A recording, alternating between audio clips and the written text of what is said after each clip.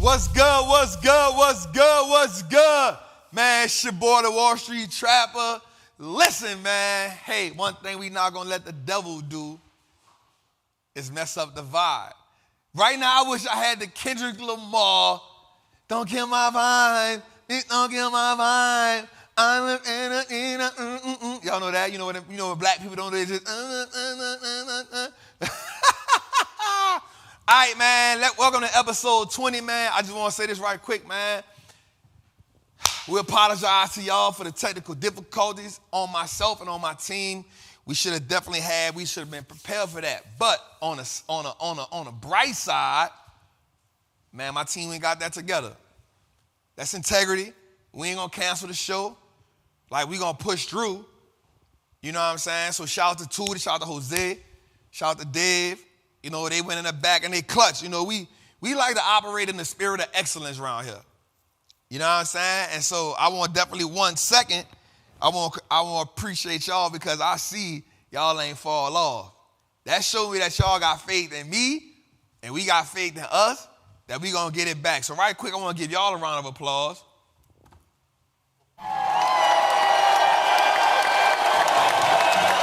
And then we're going to give Tootie and Jose them a round of applause. And so then, you know, we're gonna just rock out. You know what I'm saying? So, first and foremost, man, like and subscribe. You know what I'm saying? And I want to say this, man. This is episode 20. It brings me back to when I first started back in 1989. I wasn't moving keys. I was barely moving dimes. Started coming up, fiends recognize my face. I was hanging under law, so I couldn't catch a case. Huh? Episode 20, man, you too young for that. You don't even know. Dub deuces, you heard me? Listen, man, it's been a journey. I want you to know something before I go any further, man. I want you to understand that no matter what mission you're on, there will be adversity. I want you to know everything that you're after in life, you will meet adversity. And it's all about how you handle it. Right? So one of the things I tell my people, my team all the time, we got to be forward looking. We got to be forward thinking. Right? We got to, even when I invest, you know the one thing I look for when I'm investing in something, I say, what can go wrong with this business? How do I find reasons to say no? I always ask myself that question. So before we get started tonight, we want to like and subscribe. But y'all know this first 5 minutes belong to my dog, my brother. Tootie, let me hear what you cooked up for me this week, bruh. What you cooked up this week? You got something for me? Okay, turn it up a little bit. Let me hear it. Let me feel it. Okay, let me feel it. Vibe.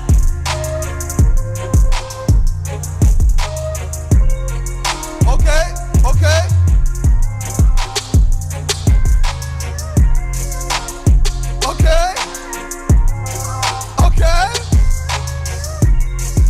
Okay. It's a vibe. Give me 5 more seconds to it.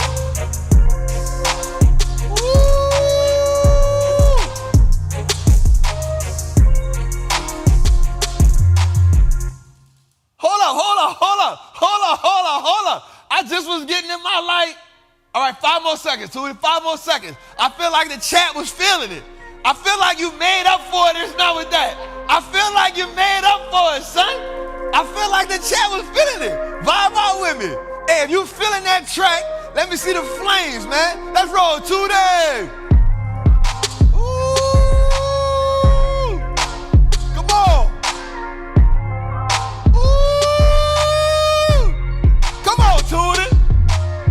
Give me 10 seconds. Woo! Hey, just vibe with me. Woo!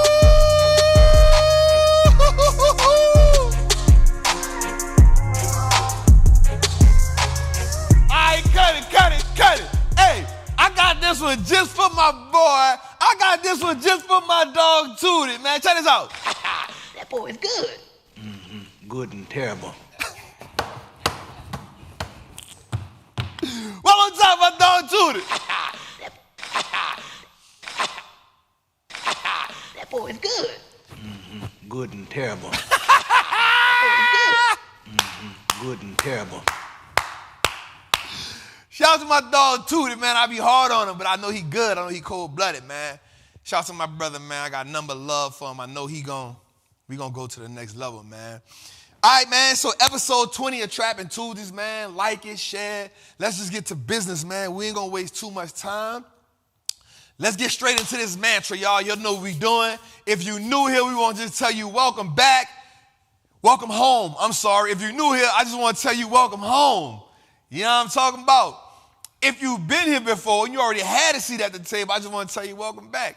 You already know how we get down, man. The goal each and every week of Trappin' Tuesdays is to help you build legacy, help you to make confident investment decisions, but more importantly, catch a vibe. One more time, Tootie. 5 seconds.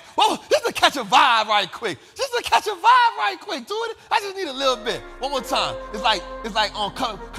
I'm gonna get you sucker. Just pull me a little bit in my hand. Just pull me a little bit in my hand. Just pull me a little bit in my hand. You heard me? Ooh. Hey, Tootie beats be hitting.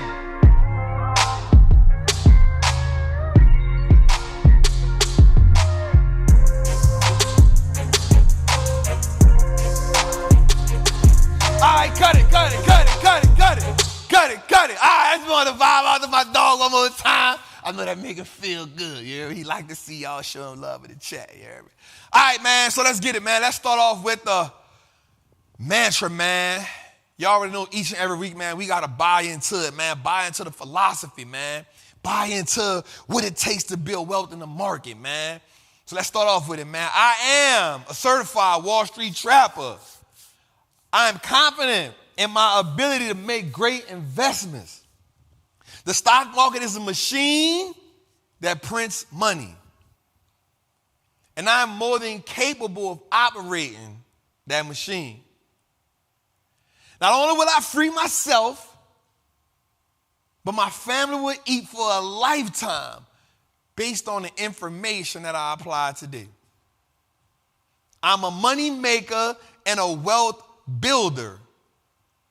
Today I break all chains that anchor me to the poverty mindset. My ancestors will smile now because I have turned my last name into an asset. My family's purchasing power will increase indefinitely. Today I make the declaration that no longer will I be a slave to money. No longer will the generations behind me inherit lack. No longer will I submit to selling my time for money. I'm a first generation millionaire. I am the architect of my family's legacy. I am a certified Wall Street trapper, and Wall Street looks like us now. Let's go, man. Hey, let's print some money to that. Let's print some money to that. Let's print some money to that, man. All right, man, let's get into it, man. Let's go, man. We got our word on the street, man. Let's just pay attention to what happened in the market, right? And so our word on the streets more so deals with just us understanding what's going on in the market, putting our ear to the street. How can we maneuver? What are some of the investments we can make? What do we got to keep our eye on? And what do we got to stay away from? All right? So today, man, now listen. So today, all 3 indexes were in green. All 3 indexes were in green today. Now, we had a CPI report that came in a little lower than expected, which is good. In June, we started at 9.1%. We down to 7.1. So it's coming down. It's coming down, right? And so that alone set the market on fire. That alone set the market on fire. Now, here's the thing. When I woke up and I saw the market open, the Dow was up like 700-800%. I said, oh, okay, bad. And then I saw the NASDAQ up by 3%. I said, ooh, we doing something. And then I saw the S&P up. I said, okay, they must really be feeling what's going on right now. And so as I went to do my homework, I'm like, all right, I see the CPI. I see what's going on here. And so now we got to wait, though. Tomorrow is a big day because Jerome started talking. And we know every time Jerome get on them people TV and start talking about rate hikes, then people get scared. Everybody go inside, lock up the puppies. Y'all too young to know about, y'all too, lock up the puppies. You know what I'm saying? So Jerome gets on TV tomorrow, and I think he's going to give us, let me see in the chat what you think we're going to get. Right quick. I want to get interactive right quick. Let me see in the chat what you think Jerome going to give us. Let me see in the chat what you think, Jerome. I think he's going to give us like 50. What y'all think he's going to give us? Let me see in the chat right quick. What do you think Jerome going to give us? I think he's going to give us 50. Because we had three. Here's why. Here's my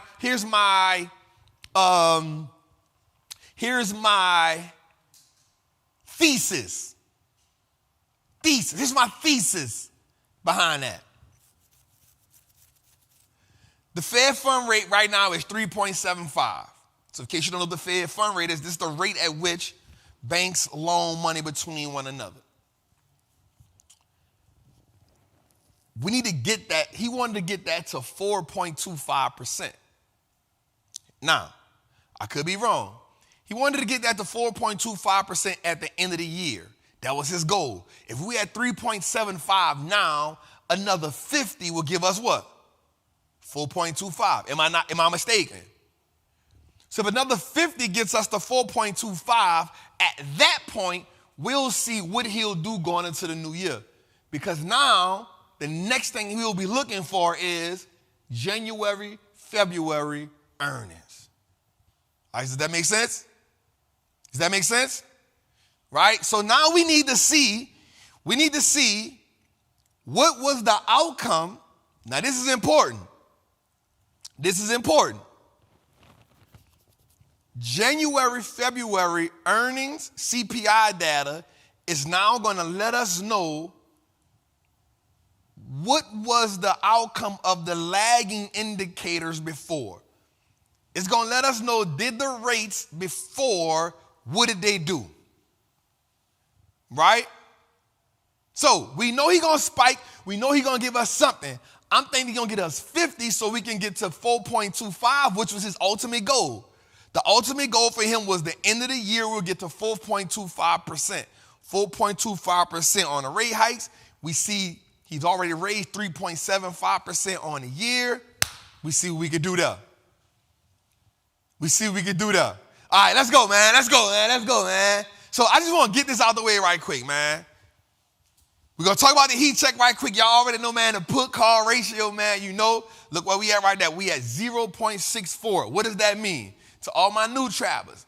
All right, so check it out. This is a heat check. So our heat check tells us where the market is at. Right, so today we saw the market kind of in green. So when the market ends green, that tells us this. There were more people that were optimistic about the market than being pessimistic about the market, right? So when you know the market is optimistic, you know one thing, you'll see green, right? So in green, we know there are people that are making a lot of calls, right? Calls mean people are buying. Today we saw the market in green. So what happened was we had a 1,075,609 calls put in today. It's people that's optimistic. We had 687,677 puts put in today. We had more calls than put. Our put call ratio is at 0.64%. Remember, anything at 1 or better tells us the market is bearish. Okay? Tells us that the market is bearish. All right, so we want to pay attention to that heat check. That heat check tells us what's going on, man. Let's go, man. Let's get into the next one, man. All right, so now let's look at the industries, man. Let's see what the industries are. So consumer discretionary, consumer staples was down, energy was up. Y'all know right now. So I put up a poll yesterday that told us that the U.S. produced 16.1 million barrels of oil a day in 2021, making the U.S. the biggest oil producer behind, and then next was Saudi Arabia, and then Russia. I firmly believe that the energy sector will lead us out of this. I feel like the energy sector will lead us out of this if we stay locked in. Now, here's something I said. I feel that energy should not be your biggest position, but I do feel that energy should be a hedge in your current portfolio to get returns. As long as we're in this environment, so think about what I'm saying. As long as we're in this environment, right? As long as the things that are still present, inflation, economic slowdown, jobs, as long as we're in this environment, I think that you should own energy. XL leave, you just want to be safe. If you don't want to get so much into individual stocks. Now remember, for me, we got it in energy early on, $61. We put the calls in, we bought 75 calls in energy at $61, and we just played it safe. We let that be our hedge. Right? So it's all about being able to hedge your portfolio. What does hedge mean? Meaning you're short stopping the losses with massive gains. All right? So I kind of think that, and I feel like we will be in this at least for the next 6 to 8 months. All right, let's go, man. Let's go, man. Let's go, man. Let's go, man. Let's go, man. All right, so let's just get this out of the way, man. Like, let's just get this out of the way. I just want to get it out of the way because I don't want to keep talking about this.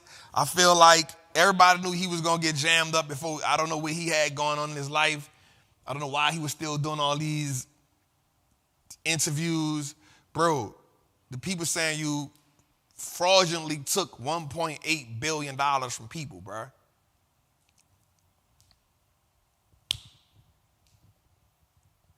I don't know, man. I just think it's bad. I was looking at something on TV today that said that those people most likely will not get their money back.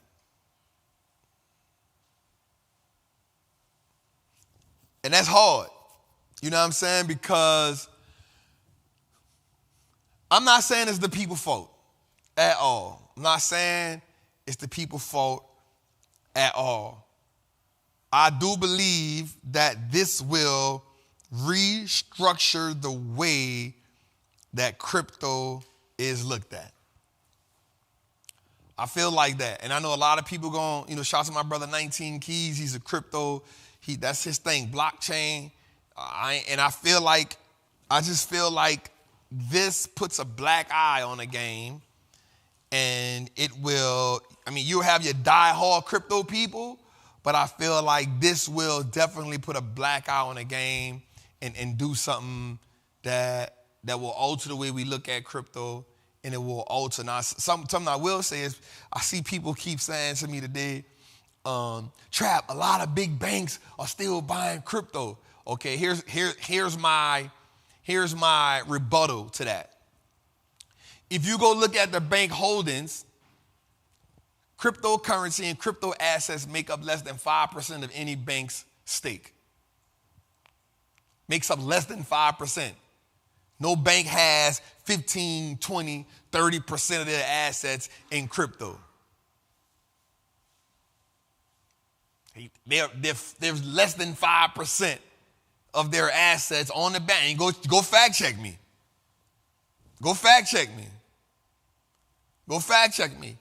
Banks own less than 5% of their assets in crypto. Now, I'm not saying I still got my crypto. But when you say that, you got to ask yourself, what's the position that they hold in crypto? And that's what I want you to understand when you say that. But banks are still buying crypto, Trap. Well, go look at how much they own. It's less than 5%. You're talking about banks that have hundreds of billions of dollars on the balance sheet. You're talking about banks having $7 trillion of assets sitting on the side. Collectively, they own less than 5% of crypto. That's my take on it. I still own it, though. I still got what I got. I ain't going nowhere. And I don't like when people say this. And I think this is a cop-out. If you're looking to hold it for 15 or 20 years, man, check this out. That's like the weatherman saying we got a possibility of rain in the next 30 days. It's going to rain one day. And if it don't rain in them 30 days, what are you going to say? Well, if it's going to rain in 30 more days. You got a possibility of rain in the next 30 more days. And if it don't rain, you're going to say, well, we got a possibility. Like, don't tell me that. You're going to never hear me say that. But if you're willing to hold it for 20 years, man, listen, I need that money faster than that. Now, I ain't saying I need it ASAP, but goddamn, 20 years? Goddamn. Yeah, 5 years, all right, bet. If it can turn for me in 5 years, I ain't mad. But when you start, I don't like when people say that. If you're going to hold it for the long term, what's the long term, bro? Talk to me. Right? 5 years, I'm okay. You know, don't tell me that. If you can hold it for 20 years, no, you hold it for 20 years. I got other stuff I could be doing in them 20 years, man. You know what I'm saying? You feel me, G? Like, I'm not mad at holding it for the long term, but that's a cop-out for you to keep telling me it's a 20-year hold. That's a cop-out. Am I, like, I just keep it real. Shout out to the queen, man. Thank you for the super chat. All right, so here's what we've been indicted on, man. Conspiracy to commit wire fraud to customers, conspiracy to commit money laundering, conspiracy to defraud the U.S. and violate finance laws, man. They saying he's up there with Bernie Madoff, man. That's big, man. They put you with Bernie was like the, and I'm not saying the dude guilty or not. I'm not that person to convict you or nothing, bro. But when they put you up there with Bernie, that's another level. That's the Ponzi schemer of Ponzi schemers, if that's a word. Schemers, scammers, whatever. But I don't know, man. But I do know this. Go to the next one, yo. But I do know this. Bahama regulators appealed to bankruptcy judge to claim ownership of FTX properties. When I read this, I said, ooh. So he spent $256 million on 35 different properties in the Bahamas. Guess what they said? We want it all back. We don't care. We want it all back. Whew. That's heavy. But them people got to get their money from somewhere. They had like $8 billion worth of cash and assets that they don't know where it's at. Sam, where them people money at, bro? Where them people? Boy, I don't even got nothing. Boy, Sam, them people gonna make an example out of you, bro. Them people gonna make an example out of you, bro. You gotta get them people their money back. And here's something too, they were talking about Steph, and they were talking about Tom Brady. All y'all was on them people commercials, bro. That's a black eye. That's a black eye. You was on them, man, commercials. All right, I ain't gonna hold on it too long, man. Let's go, man. Let's go, man. But check this out. It got better, though. So let's go a little further. Let's dig into it a little deeper. Watch this. So when we move on, we're gonna see that they had another issue with crypto. I think it was with Binance. I think Binance had an issue today. Binance reportedly, watch this. Binance reportedly processed over $10 billion in illegal payments this year. What is this? Binance, you the trouble. Over $10 billion in illegal payments this year. See this what happens. This is always what happens. Once one person mess up, they look at everybody. Now you gotta go fix everybody gotta go cut losses, everybody scrambling. Code red, get the chains off the door. The enemy's oh, lean on me thing, you feel me? That's what gotta happen. So now Binance, you in a bind. I'm in a bind, Nate. Some other time. I really need this money, Nate. I'm in a bind, Nate. I'm in a bind. Sam done messed up everybody's spot, fam. He done messed up everybody's spot, man. All right, man, let's go, man. It's just one of them days, man. It's like, damn, Sam, bro, you just... Watch this. Chinese police arrest 63 people accused of laundering $1.7 million in cryptocurrency. I'm from the house down on everybody. Everybody getting popped. Everybody. On Tuesdays and Thursdays, better watch for the sweep. I'm trying to tell you, the people kicking in everybody's door, man. You get everybody hot. Man, I don't want nothing to do with it, fam. I don't want nothing to do with it. I'm going to just hold mine, bro, and I'm going to keep it real with you. I'm going to just hold mine because my shelf was at $253,000. I was feeling good. That thing is at $47,000 right now. I'm going to just hold it because I ain't got nothing else to do with it. I'm going to just let it sit there. Maybe in 20 years it'll be back. Maybe in 20 years it'll be back, you heard me? But I ain't tripping, man. It is what it is, man. This is a part of the game, man. I'm not going to lie. This is a part of the game. Sam made it bad for everybody, man. I'm not going to lie. Sam, man, it always take one person to mess. Check this out. How many of y'all be like, man, it take one person to mess up a good thing? You feel me? And you know what? It be greed. It be greed, bruh. You had a good thing going. In my mind, Sam, you saw this thing collapse in a year. You saw this thing collapsing, Sam. You gotta start audibling, bruh. You gotta start hitting the R2 in the back. You gotta start audibling, bro. You gotta start audibling, bro. You gotta start audibling, man. All right, man, I ain't gonna hold on that too long, man. Let's go, man. All right, now check this out. Check this out. When I saw this, I immediately thought about Elon Musk. I promise. Watch this. Apple is letting, in England, in Europe, Apple will be letting alternative app stores on the iPad and iPhone to comply with the Euro Union. Why is this? Why are you telling me this, Trap? Well, this now sidesteps Apple's restrictions and commissions that it imposes. That's 30%. Because if you now let other people come in, now people don't have to pay the 30% off what they have on the app. Go a little further. Watch this. Right? Check this out. They letting some new travelers on the block. They letting the Barksdale boys on the block. You feel me? They letting the Barksdale. And here's why that makes sense to me.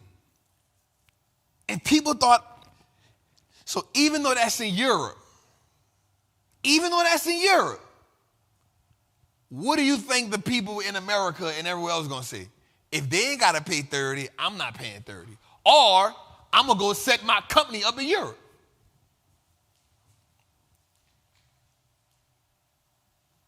Feel me?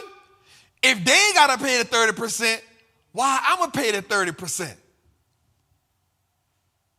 Now, I could be wrong. Tim Cook is good for muscling, But here's what I said earlier about Elon. Elon complained about it.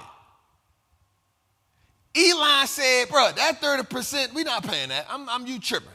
I don't care what you got going on. I'm not paying it. His voice is loud. He make a visit. He have a talk. He get on the gram and say, hey, it was a misunderstanding.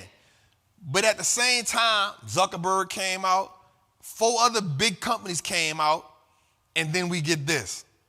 What do you think them people, mark my word, mark my word, mark my word, this is not the last we're going to hear about that.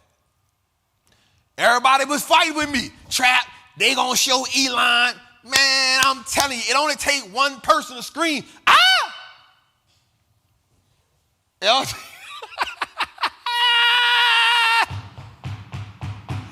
It only take one person.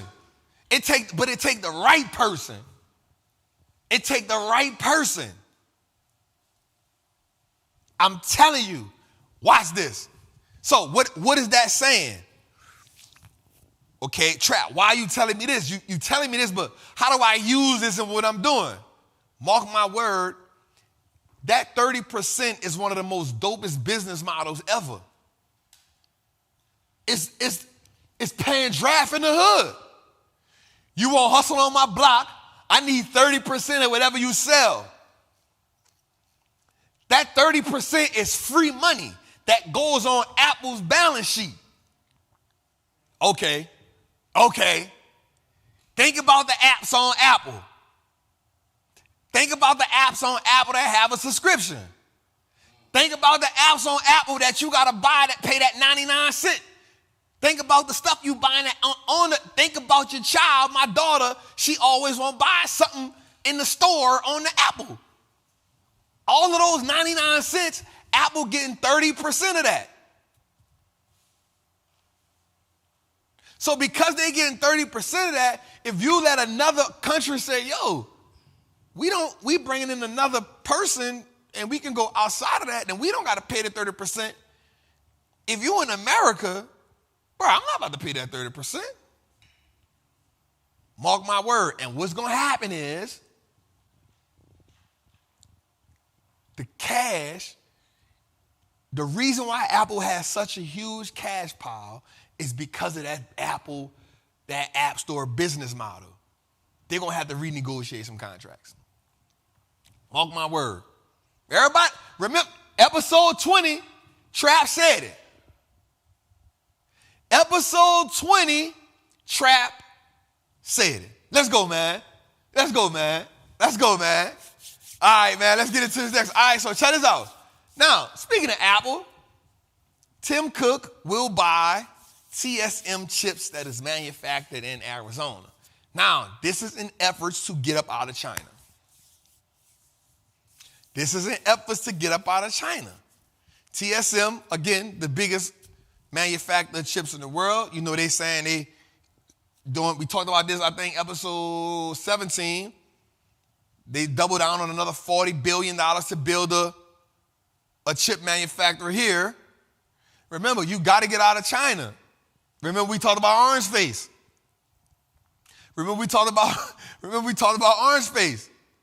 You got to get out of China. And so now Apple is saying, okay, since we got to get out of China, they didn't want to go overseas. They want something. Yo, I'm going to be real with y'all. These stories be connecting if you pay attention to the storyline. If you pay attention every week, yo, the stories,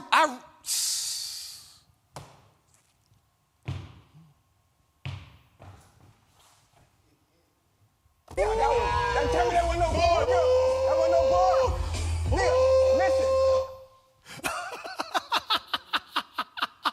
I'm trying to tell you, man.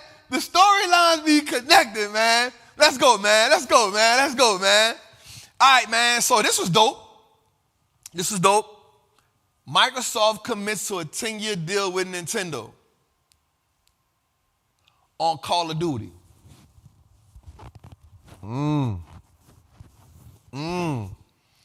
Now remember, Microsoft is in process of spending $64 billion to get Activision Blizzard. That deal goes through, if it goes through. They then commit to doing a 10-year deal. So now if you got the Nintendo, you can get Call of Duty on a Nintendo. Putting the Call of Duty on Nintendo now does what? Increase gamer usage. Increases what? People that's buying it. Which then increases what? Money.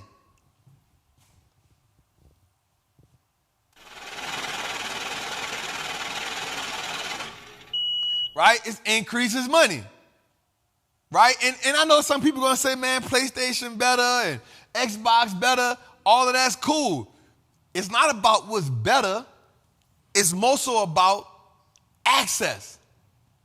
Giving people who play the Nintendo access to the game. That's all it's about. New consumers. It ain't about what's better.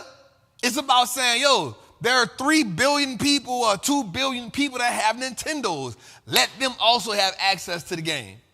That $69 that's go to them, we need that $69 times 2 million people that play Nintendo, plus the stuff they gonna buy in-game. We talking about money here, people. We talking about money here, people. Let's go, man. So that was real cool for me. I kind of enjoyed that one when I saw it. All right, so got some news, man. There will be 6 companies that will be added to the NASDAQ 100 before the markets open on Monday the 19th. So I had to tell y'all this before we get back. Rivian, Warner Brothers, Hugh Brothers, Diamondback, CoStar, and Global Foundries. These companies will be added to the NASDAQ 100. Now, here's the thing. For some companies to be added, some companies got to be what? Drop. You got to get out of here. Your money is no more good over here. Now, I'm going to tell y'all something right quick. Out of all of them companies, Diamondback Energy, don't sleep on that. Don't sleep on Diamondback Energy. I'm going to just put that out there. You do what you want to do with it. Don't sleep on it. Here's the 6 companies that's going out. They got to go. DocuSign, got to go. Baidu, got to go.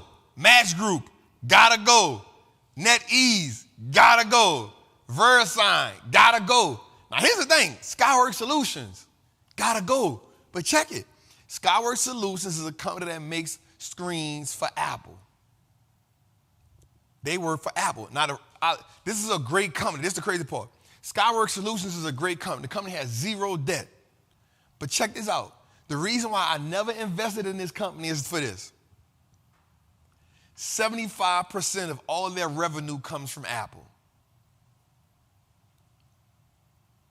75% of their revenue comes from Apple. So because 75% of their revenue comes from Apple, if Apple ever cut the umbilical cord on them, that investment goes.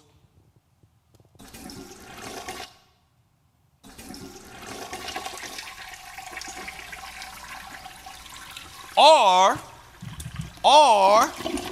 Apple could just muscle them. I'm not paying you. I'm not paying you this. So you never want to have a company that is tied into another company solely like that. All right, man, let's go, man. Let's go. All right, man, so check it out, man. As of today, Warren Buffett bought his first shares of Berkshire Hathaway 60 years ago. It's a 39,000% return. Jesus Christ. Yeah, tell me that wasn't no bar, bro. That wasn't no bar. Nigga, listen. God damn, bro. That's 40,000% return.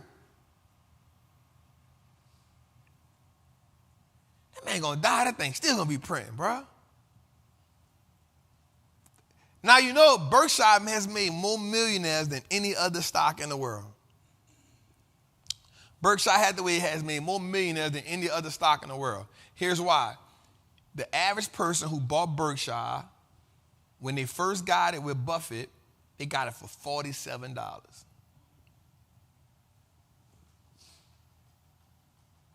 think right now the stock over 300 and something thousand. At its peak, it reached 460,000.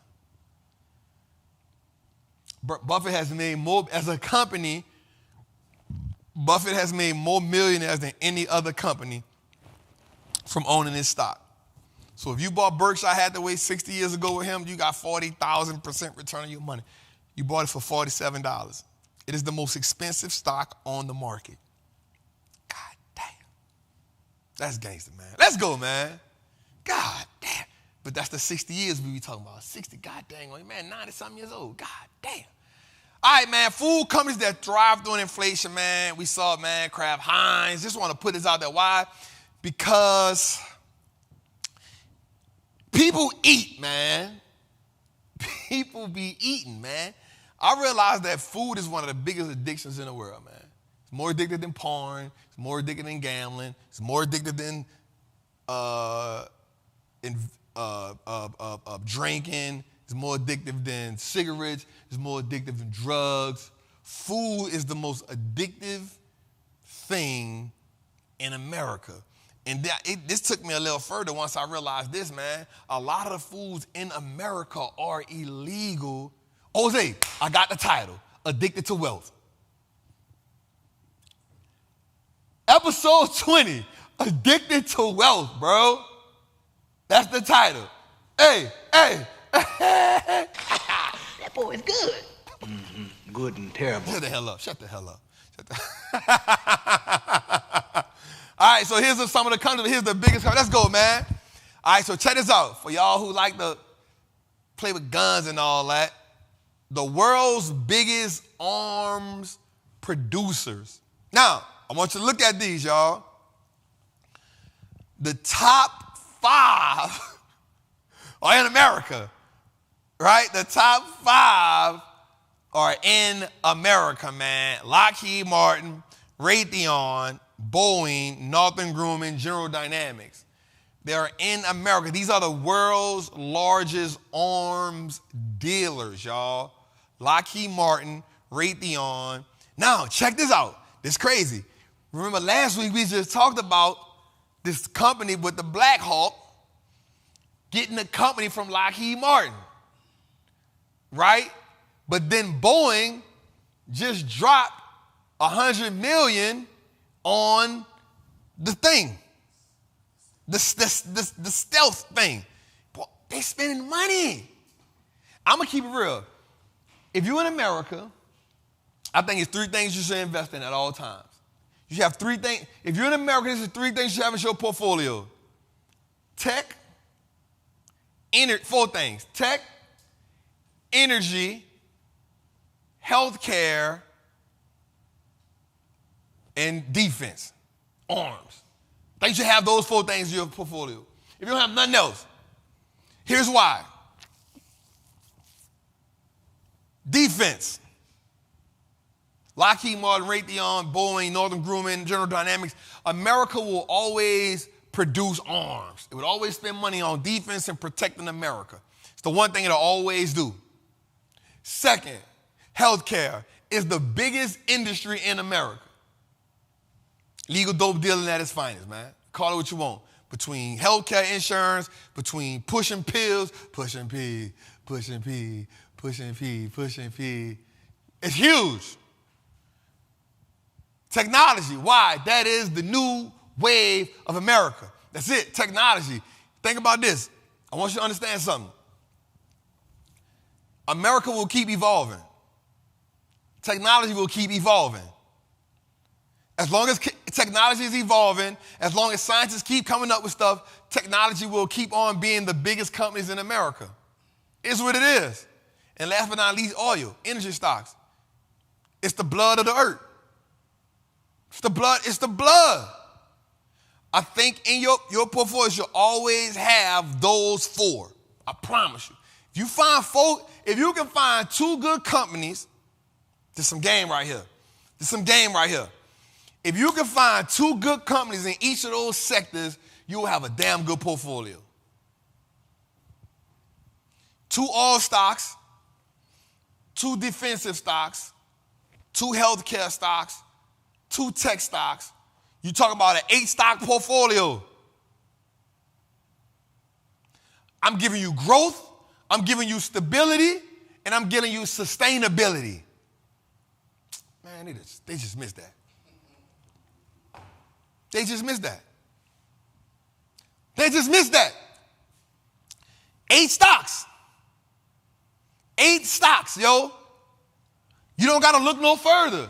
Man, that's it. Turn the cameras off. That's it, done. We finished. For the night. It's over. I'm telling you, man. 8 stocks. It's it. I just gave it to you. You don't got to look no further. You're going to find you 2 good tech stocks that you like. Damn, that was good. Tootie put it back on the screen. That was good. Look, you're going to find you 2 good tech stocks you like. You're going to find you 2 good healthcare stocks you like. And you can go from insurance to big pharma. You can go find you 2 oil stocks that you like. And you find 2 defensive stocks you like. You got 8 stocks and just pile in on them. Man. Tell me that wasn't no board, bro. That wasn't no board. Nigga, listen. I'm trying to tell you, man. I'm trying to tell you, man. It's it. It's over. You ain't got to work no more. You got 8 stocks. You're going to beat the market. Damn, somebody on this internet charges you $9.97 for something that ain't even that good. I can promise you. I can promise you. Somebody on this internet is charging you $9.97 for something that ain't that good. And I just gave it to you for free. Damn, that's cold-blooded. Damn, that was good. Oh, I like when they come out like that. All right, man, let's go, Tootie. Let's go, man. All right, so here's what I found out today, man. Uber is launching a self-driving vehicle in Vegas. You know, I ain't never been to Vegas. You saw them last week, Jose? How they look? I'm not getting that shit.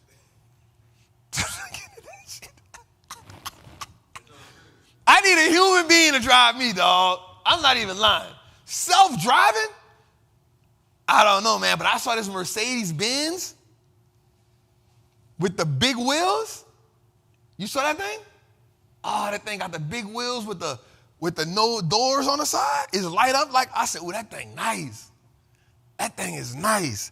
But yeah, man, so Uber driving a self-driving car. I think unanimous driving, I think that's going to be a thing in the future. I'm not with it. I was actually watching this company called Boston Dynamics. Man, they got the robot, brother, thing running, jumping, flipping. Brother, thing running, jumping, and flipping. I'm not about to do that with them people. I'm not about to do that with them people, man. Nobody had no runner. Listen, I'm staying in my house. I'm not about to be on the streets where the police got a robot chasing people.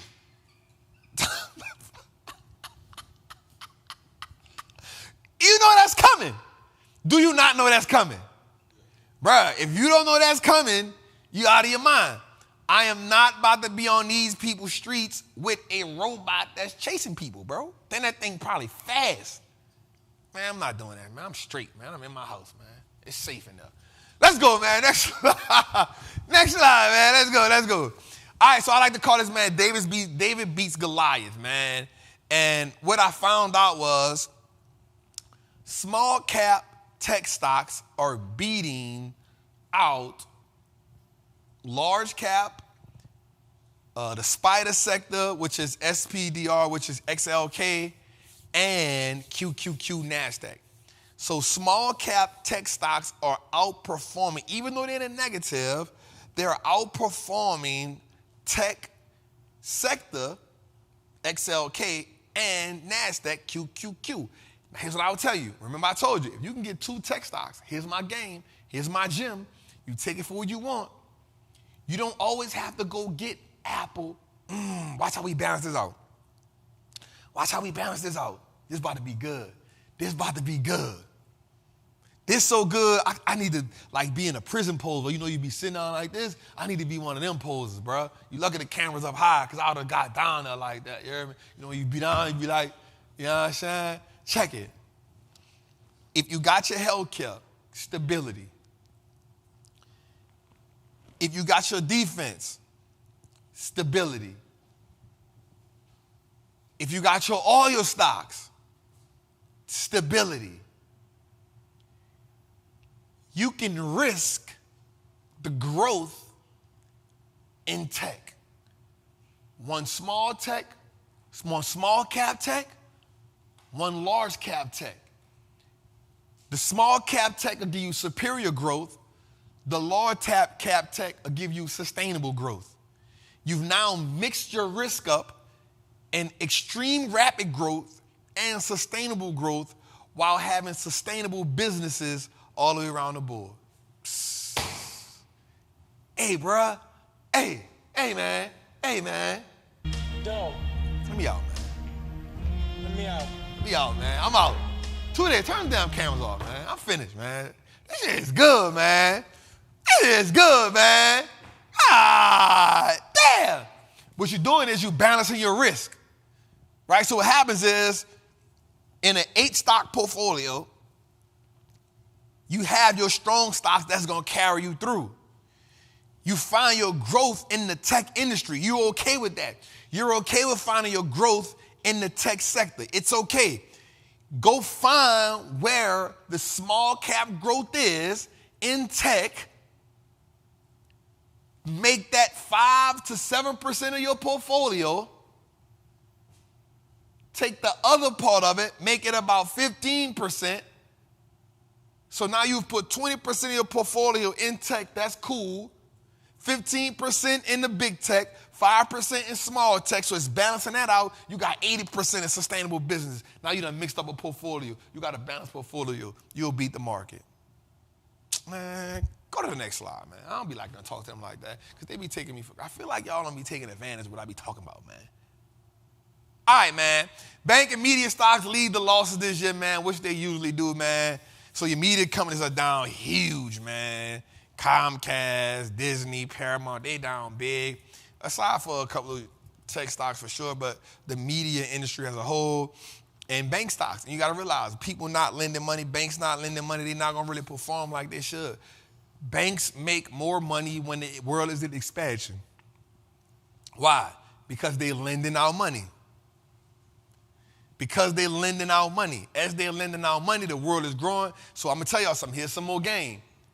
In expansion phases of the world, of the economy, on the other side of the recession, bank stocks will thrive. Why? Because the world is opening up, and because the world is opening up, people are spending money. Because people are spending money, what are they doing? They're lending money. They're borrowing money. They're using money. This is when bank stocks thrive. I just gave you some game. Next. Hey, we trapping, you hear me? All right, so this one was good, man. Amazon, Google, Microsoft, and Oracle always share the Pentagon's $9 billion cloud contract. Okay, why is this such a big thing? Well, in 2019, if you remember, the Pentagon gave that big contract to Microsoft. Amazon felt some kind of way about that.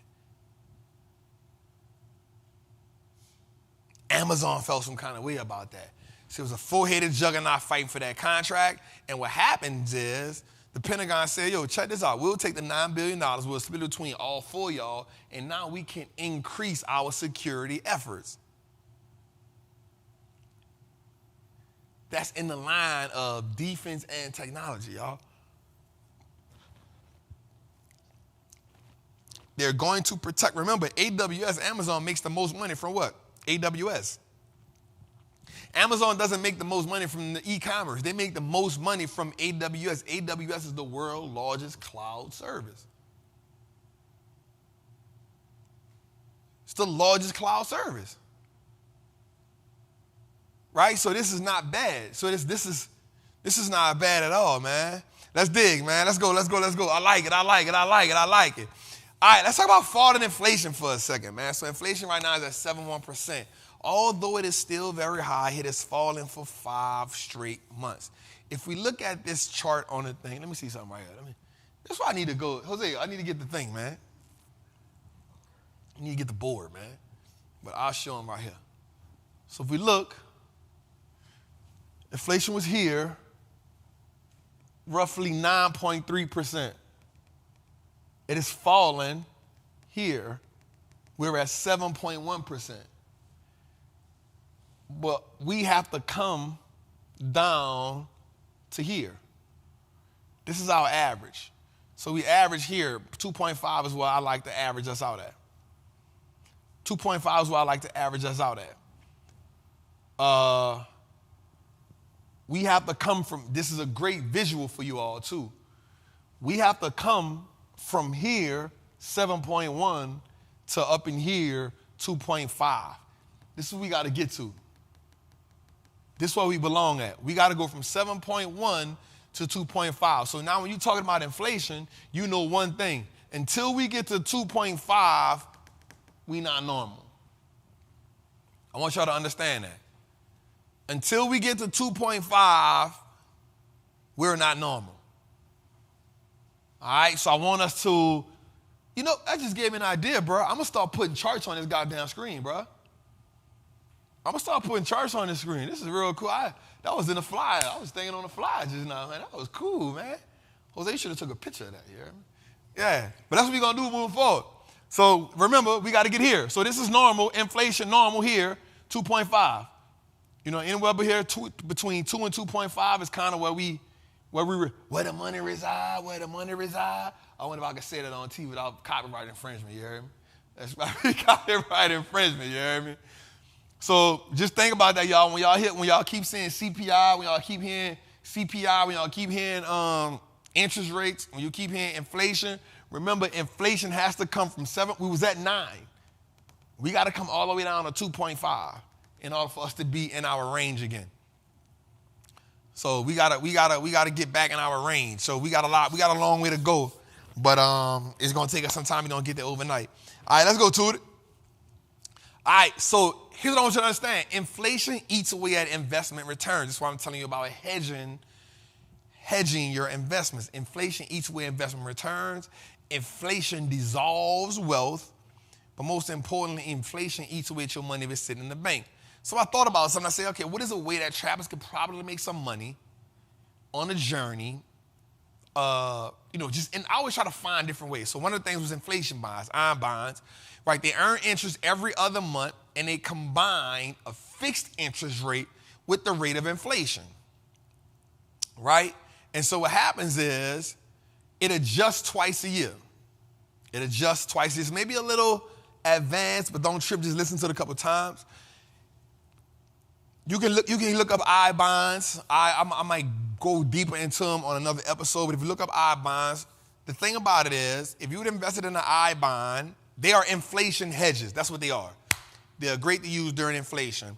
If you'd invested in an I bond in October, it would have given you a yield of 9.2%. In May, you'd invest in an I bond in May, it would give you a 9.2% yield in October.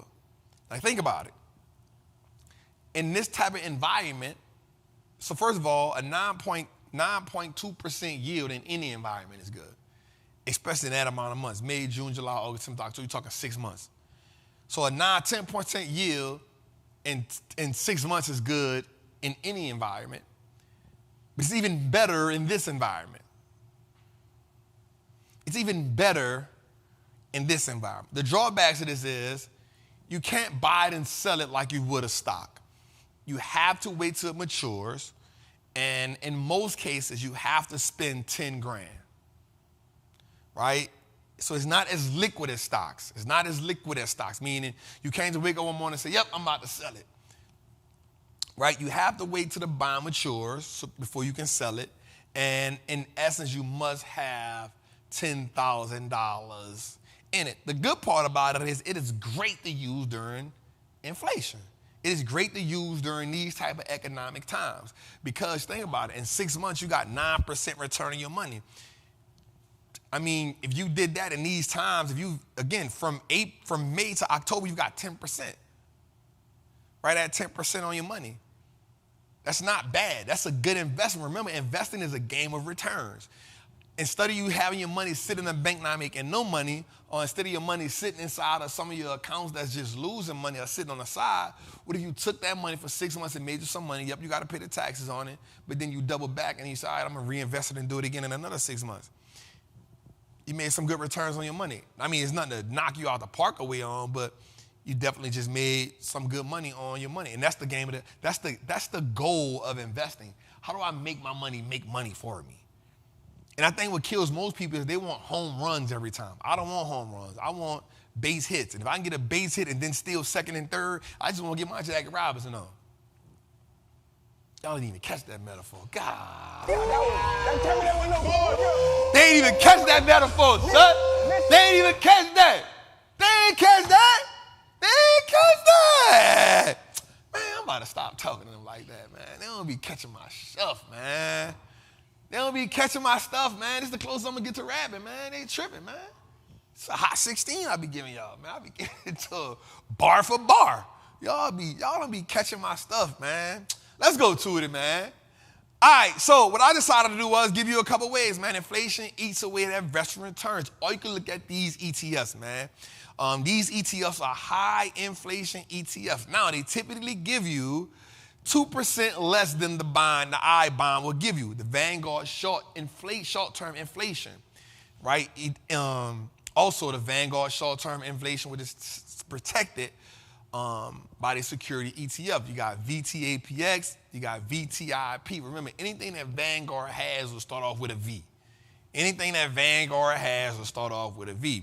You can get the SWAB US TIPS ETF, and then you can get the PIMCO Commodity Plus Strategies ETF. Now think about this. During this economic cycle we're in right now, commodities outperforming everything. Just put that out there. Right? And so for me, before I give you anything, I always give you research on it, give you a backstory on it, and I just like to give you all information that you can use in the moment. Right? Shout out to my family. Maliki said, yo, Trap, you delivered another 36. Stop talking to me like that, man. You're bringing me back. You're bringing me back. You're bringing me back. Yeah. 1,007 grams. Chill. We ain't going to talk like that. All right, let's go, Tootie. Let's go, bro. All right, so as we move forward, here's something I want to talk to you about for a second, right? Since 09, George, I'm going to get you to zoom in on me a little bit, right? Since 09, all right, since 09, we're going to get there. All right, since 09, the market has returned S&P has returned 485% since 09. Now, here's the thing. You will always find a reason to sell. You know, a flash crash, stocks fall 20% right here, Dow falls 1,000 points for the first time ever. What this was, December 16th, right? Dow falls for the first time it fell 1,000 points ever. Global sell-off in the markets, we talking 2018. U.S. stocks go nowhere for 20 months. This is December 17. For 20 months. U.S. stocks go nowhere for 20 months. Boom, and you come back, trade war. 2019, you have a bear market. Then you had a U.S. government shutdown. Yield curve. Then you have COVID. We get the lockdown. Fastest bear market ever. Economy shuts down. Right? Then we double back. Fear of contested election. We get a second wave of COVID. We get a Delta variant. What I'm showing you is from 2009, the BP oil spill, I remember I worked on that in 2010. Jesus. The most powerful earthquake in the world hits Japan. I want you to understand that you've always found a reason to sell a stock. But here's what I want you to look at. If we notice one thing, and the most important thing is, if we notice this, here's the most important thing that we need to notice. From 2009 to 2022, what has the market kept doing?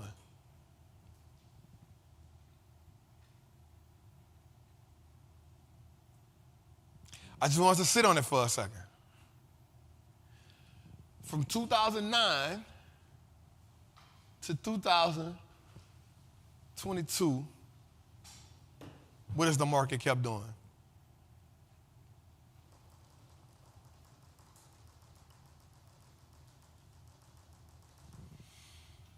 If we buy quality companies at value, if we stay disciplined, if we ignore the noise, and we trust the process. The thing that these are the two things that we truly let hurt us. People never ignore the noise, and they don't trust the process. And the reason why you can't trust the process is because most people don't have a process. The reason why you can't trust the process is because most people don't have a process. So if you don't have a process, you ain't got nothing to stay disciplined to. So now you letting the noise, you letting the outside world, you letting all these events dictate you. You trying to, this is the one thing I always get. Trap, I got some profits right here. I want to sell it and get back in later. Why? Why? Why do you want to sell it and get back in? If you're not trading, if you long-term investing, the goal should be, how do I add more to this position? That should be the goal. If you're trading, it's a different story. The goal should be, I bought it during the pandemic and a lockdown. I kept holding it. Trap, it dipped down some more right here. I bought some more. I didn't sell it. Trap, when they had a second wave come, I didn't sell it. I bought some more. Trap, when they said the Delta variant came, I didn't sell it. I bought some more. You shouldn't be finding reasons to sell good companies. Think about this. I'm about to give y'all something crazy. I first started looking at Chipotle in 2018. I missed it around this trade war. No, in this bear market. Right here. In this bear market, I missed it. I had to wait 18 months before I got it again. And that was during the first lockdown. I had to watch it go from $320-something all the way to $900-something. But guess what? When I bought it again, I bought it at $425.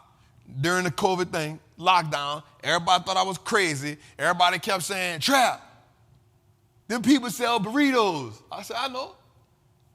But guess why I let myself tell me? I understood my process. I didn't let the people around me in the noise tell me what to do. I stayed disciplined, and I bought a good-ass company at quality value. When it go up to 1900, you look like a genius. But the whole while, it ain't about me looking like a genius. It's about me saying, this is my process. This is what I'm sticking to. I don't care what people got going on. Because the same people not going to tell me nothing when my stock lose money. They're going to laugh at me. So why am I listening to them? Why am I letting them dictate when I'm buying or selling the stock? Let me find my process.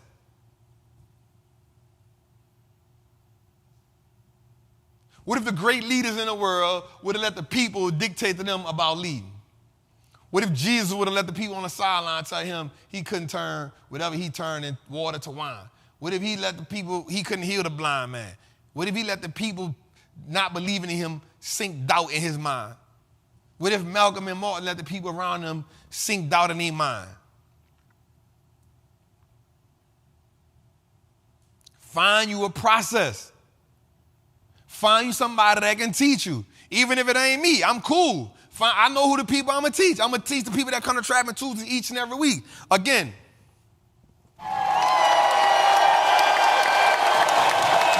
Shout out to everybody that held us down through technical difficulties. I told y'all we was going to get into some meat and potatoes tonight. If you know each and every week, I'm going to laugh, we're going to joke, we're going to learn, I'm going to teach, and we're going to vibe. We're going to laugh, we're going to joke, we're going to teach, we're going to learn, and and then we gonna vibe. Two-Day, one time, let me hit a beat, bro. I need a vibe right quick. Two-Day, can I get a vibe? One time? 5 minutes?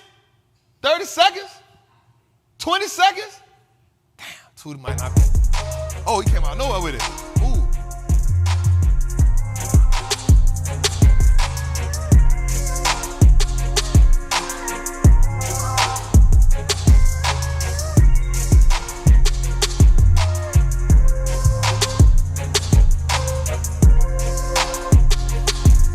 All right, cut it. We gonna vibe. We gonna vibe. Two-Day pissed off at me tonight, you hear me? I don't care. I love you, bro. That's the nature of business. We here. Bro, you stuck with me for 30 years, dog. This is what we gonna do. We gonna retire from this, bro. I don't care. There's gonna be some days you're gonna be mad at me, dog. I don't care. You hear me? We here. You hear me? Remind us of high school, middle school, you hear me? We just be in a band. Man, you always playing, dog. I don't care, you hear me? Two-Day be fussing at us in middle school, you hear me? All right, man, let's go, man. Next one, man. Let's go. All right, man, so as we get into this next slide, I want y'all to understand and see, that's the goal, man. We're going to have fun. All right, so, man, here's some red flags I want you to look for, man. What you can do, I want you to use these, man. What would make you think twice about a stock, man? Are they failing promises? Meaning once you read the 10K or once you listen to the earnings report, all they telling us things that they not going through. So one of the things I do is go look back at what they said a quarter before or go look back at what they said the year before and see if they're doing it. Next thing, declining targets. All they keep moving the goalposts down. Lack of transparency. All of us know is real. I want y'all to do something too. Stop thinking these people smarter than y'all just because they can use big words. You feel me? They ain't smarter than y'all. That's why Trappin Suits is so dope. That's why we got to learn the lingo so you can learn about the words. Dividend cuts. All the company cutting dividends. High executive turnover. All people coming in and out. A high insider selling. If the people inside don't want it, I damn sure don't want it. This is important right here. Low return on equity. Watch this. Very, very low PE ratio. That could be a dividend trap. High inventory and low sales. Companies with a lot of inventory and they not selling it. And the last one, if you got a bunch of excuses. I don't know if y'all like me. I'm results driven. Don't give me all them excuses why you ain't trapping, bro. Why the trap house ain't jumping, bro? Why the work ain't moving? It stepped on? Tell me it stepped on. What's going on? What's the problem? I need to know. All right, let's go. Let's go, man. How y'all feeling? We trapping.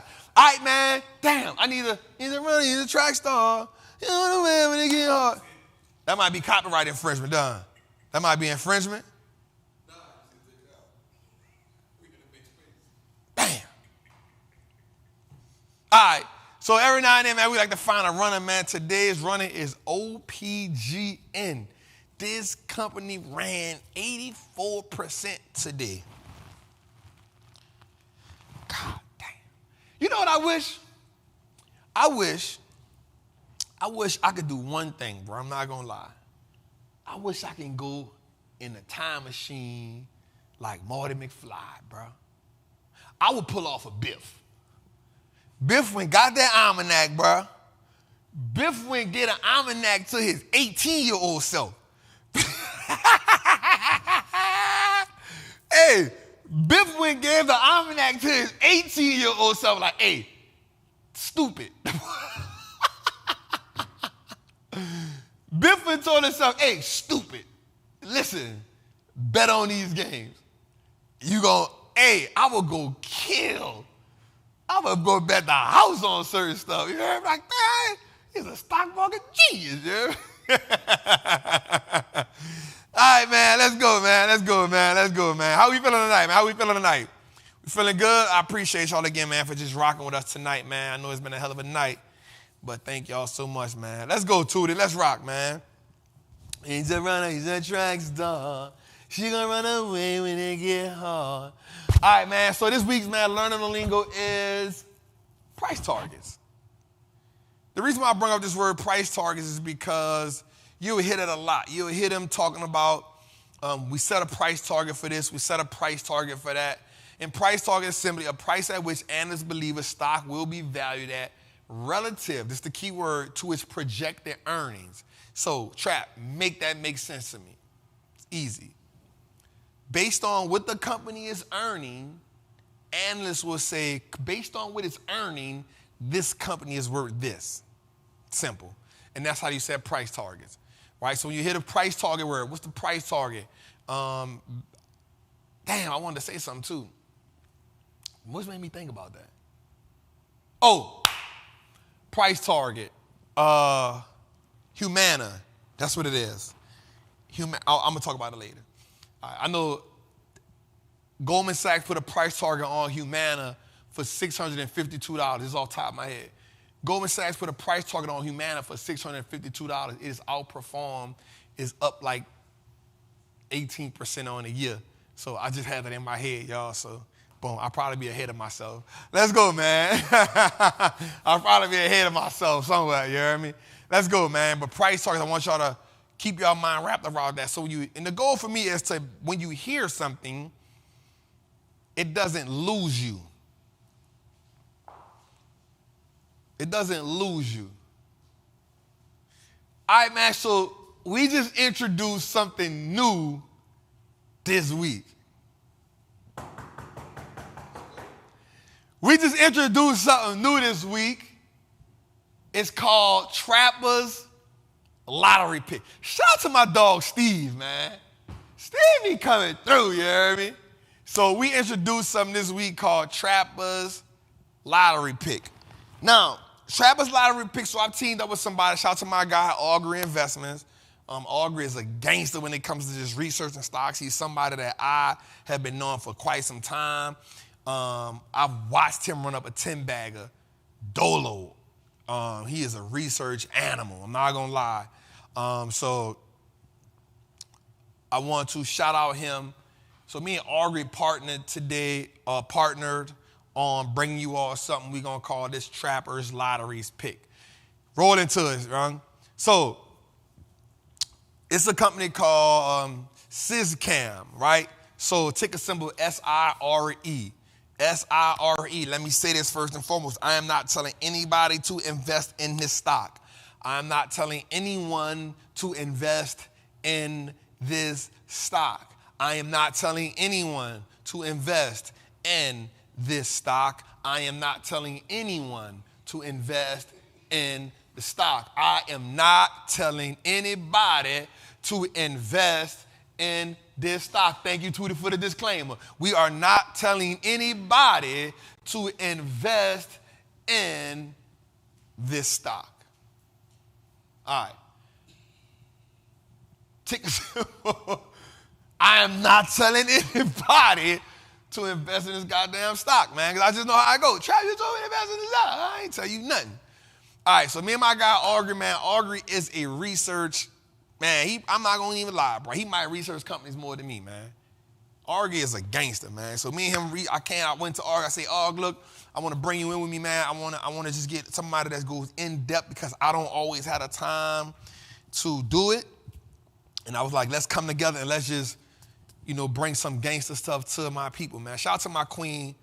Shout out to the queen, Tori, in the chat. She's in my Trappers Anonymous community. That's what I meant to say. I'm not trying to start no strife with nobody. Shout out to, I start no strife with nobody, right? Shout out to Tori. She be in the chat. She be going crazy, man. I appreciate you, queen. All right, so ticker symbol SIRE, go back one to it. Ticker symbol SIRE, man. So the company holds approximately 23,500 acres of leased and licensed suburban surface mining areas in Wyoming. I'll say this again. The company owns and holds approximately 23,500 acres of leased and licensed subsurface mining areas in Green River Basin of Wyoming. Let's go. Next one. Boom. The reason why we look at this company is why. The company has received 9 binding offerings from parent GP. The company owns 75% of their units to acquire the remaining LP units at $17.19. Shareholder approval won't be required. However, the offer needs to receive a blessing of the conflicts committee, right? I think the stock is worth more than $30. Hear me well. We think the stock is worth more than $30, and we see that the offer will increase drastically in 2023. If it doesn't, then we own a reliable business that is profitable. Watch this, watch this. Every year since 2010. The company is paying a dividend and the yield is 9.4%. The company is paying a dividend that will yield us 9.4%. Let me say this again. This company has been profitable since 2010, every single year. If the company doesn't come in and buy it, which we think it will do, then we own a profitable business that has been consistent. It is paying us a 9.4% dividend yield. Right now, the company is at $21. We think the company is worth $17.90. Let's go a little deeper, today, right? So let's look at the returns and the yields from 2010. As we can see, from 2010 to 2022, the company, here is the returns and evaluations. Here's the shareholder return in green, 84%, 129%, 144%, 147%, 156%, 153%, 148%, 143%, 172, 174, 195, 206, dropped down to 222, back up to 277. We were giving you gain. Also, the company has paid the dividends and paid them out to us, right? Total gains and losses. This is what we're looking at. So when we said Trappin's lottery pick, we want to give you a company that you can look at and a company that you can see. Don't put it in your face. There is not a better show on the market than us, who will not provide you with consistently getting better every week. Let's go a little further, Tootie, right? We're going to look at returns and evaluation. Let's look at earning, revenue per share, and owners EPS. So as we can see, revenue per share has increased year after year after year is in green, and the owners' revenue per share is in the light. We see that the revenue per share is doing what? Consistently increasing. Let's go to the chart. Let's look at it, right? If we go to the chart, what do we see? We see the EPS right here, earnings per share, boom. We see it's going up, $3.79, $3.22, $3.73, $4, $4.03, $5, $5.21. Had a slight bump at 217. Bumped back up to 2018, 19 went down, 20 went down, but still profitable. 21 went down, got back up in 22. We coming back up. But also what we seeing, revenue per share. Revenue keep increasing, 18, 21, 23, 22, 23, 24, 24, 25, 24, $26, $19. Revenue went down, so if revenue go down, you will see earnings go down. And then we go with 27, then we go to 35. We have to check these years and see why did that happen. But here's what we do know, the company was still profitable.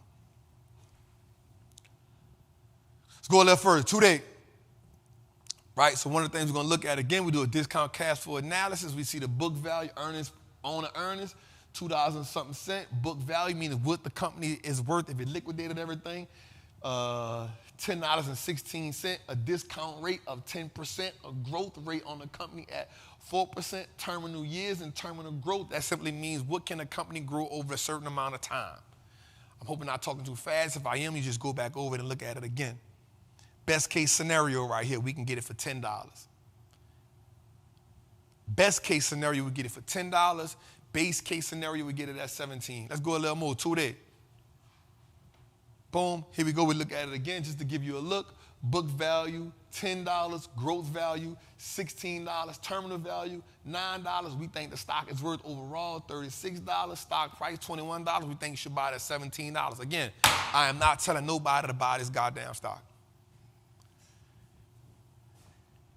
Yeah, that tell me that wasn't no board, bro. That wasn't no board. Nigga, listen. You did.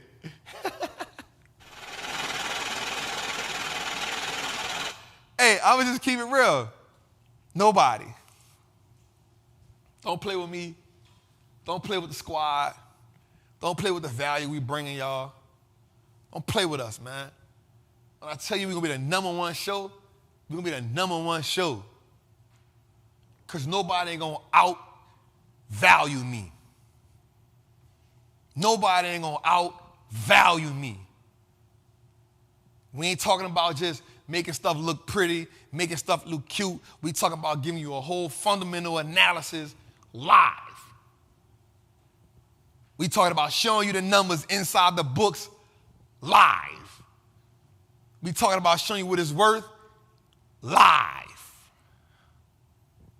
Told y'all this was going to be one of them episodes. Trappin' Tuesdays, 100%, man, will be the #1 show in the market. I promise y'all that. We're going to keep getting better. We're going to keep delivering each and every week. We call that episode, we call that Trapper's Lottery Pick. Every week we giving y'all that. We trying to just figure out how we can give y'all the most value every week. Each and every week. Each and every week, the goal to help you create legacy. The goal to help you make better investment decisions. The goal to help you understand what it is that you're listening to and what it is that you're looking at. And the goal is to help us catch a vibe while we're doing it. There will not be a better show than Trappin' Tuesdays when it comes to giving you game. And I promise that. They better go get the president of the stock exchange itself to be on this show to come give more value than me. You heard me? Because we do this. We do this. Let's go, man. Shout out to my guy, Aubrey, man. Salute to you, King, for partnering with me with that. Me and Aubrey, we going to build a great relationship, man. And each and every week, we're going to give y'all that Trapper's Lottery Pick, man. That's going to be crazy, man. Let's go, man. All right, man. So also, man, this week, man, y'all know we like to give y'all. Wait up right quick. I'm going to say something right quick, man, while we got these people in the chat. Myself, Nehemiah Davis, and David Shands, we're doing a free, hey, drop that in the chat for me. We're doing a free Grow Your Business Summit. It's free. I'm talking about there's no $5,000, $50,000, $20,000, $1,000 offer at the end of this. It is free. Why? Because we understand, and it was truly a great idea. In these times, people need to learn how to grow their business. People need to learn how to expand their business. People need to learn how to invest in their business. So if you think about anybody, David Shands can definitely show you how to grow your business, how to grow your brand, how to get that out there. Neo, I'm going to keep it real. Neo is the master at teaching people how to sell digital products. And for me and myself, it's just about teaching you how to do what? Create your wealth. One of the things I've learned and one of the things I've seen is entrepreneurs get into the game and they become slaves to their business, right? And so one of the things that I want to show entrepreneurs in this phase, if you're not an entrepreneur, it's cool, it's free, come get the game too. But one of the things that I want to show entrepreneurs is how to not be a slave to your business, how to look at your operating cash flow, how to look at your income from your business and use a portion of that business to go invest in the market. So I got a dope layout I'm going to put out together for those entrepreneurs. Also, if you're a person that work a 9 to 5, man, come tap in. You know why? Because you may want to start a business. You may want to get into the business game. I believe that every family that truly wants to create wealth, I believe you need to learn how to invest and you need to learn how to sell something. I'm going to just keep it real with you. You need to learn how to invest. If you're serious, you need to learn how to invest your money and you need to learn how to sell something. And so if you are that person, you also need to come to this. It's called growyourbizsummit.com. The link is in the chat. Come to it. I can promise you it's free. We do have a VIP. That's just for people that want to ask questions. You don't have to get that. It's not a thing. Like, it's free. There's no strings attached. I know we used to people having strings attached, but y'all know me. I'm a man of my word. I've always been a man of my word. I operate out of integrity. It's free. I promise you, it's free. There is no $1,000 offer at the end. Not even $1,000 offer at the end. I can promise you that. It's free. It is what it is. So come to it if you really want to grow your business. I feel like going into 2023, for me, it's all about impact, man. I feel like going into 2023, a lot of people going to need some help. And what better way to kill it than to do a free business summit. So if you're rocking me, come check us out. Grow Your Business Summit. It's a game changer. All right, man. In the chat right quick, man, tell me how you like that trap lottery pick, man. That was a new segment we decided to add. Let me know in the chat how y'all feel about that, man. My team like, well, that was good. Let me know how y'all feel about that, man, that trap lottery pick. I'm going to look in the chat right quick. How was that?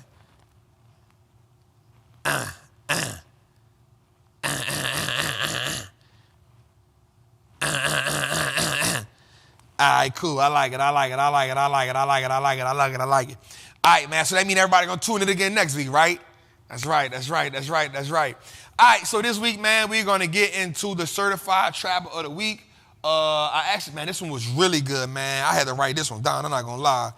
This one was really, really, really good, man. So this guy, man, this handsome man, goes by the name of Anthony Johnson. Now, the reason why I started the Certified Trapper of the Week is because I felt like, yeah, we could talk about some great investors. We could talk about Warren Buffett. We could talk about Peter Lynch. We could talk about Monesh Pabrai. We could talk about Joel Greenblatt. But guess what? And I'm going to just keep it real. I know some people ain't going to like it, but I didn't want to talk about white men. Let me just keep it real. I wanted it because I don't want to wait until February to talk about the great black men and women and brown men and women who have created and who have dedicated so much to this culture, to America. I feel like every day on CNBC, they talk about Warren Buffett. Every day on CNBC, they talk about, Carl Icahn. And those are the men that I studied. I'm not even going to lie to you. Those are the men that I studied, right? Those are the men that I studied. Those are the men that I've learned from. I've read each and every one of their books. I've read all their reports. They are great men. Charlie Munger, they are great men. But on the Wall Street Looks Like Us Now channel, there's so many amazing and brilliant African-American, brown, Latino men and women that have created and did things for this culture. And I felt like my channel, I want to highlight them. And so far, 20 weeks in a row, we've highlighted 20 different people that have done amazing things for this culture. And so let's talk about another one right here, man. Anthony Johnson, man. Anthony Johnson was a black Angolan known for achieving wealth in the 17th century. Watch this, y'all. The colony of Virginia. He attained great wealth after being a slave, and then he worked on a tobacco field. Now watch this. He bought his freedom back from working on a tobacco field. After he bought his freedom back, he then went on to purchase 250 acres of land. He ran his own tobacco farm and then became one of the richest men in the 13 colonies, owning the most land, being one of 4 men to own the most property in the 13 colonies. The other 3 men was white.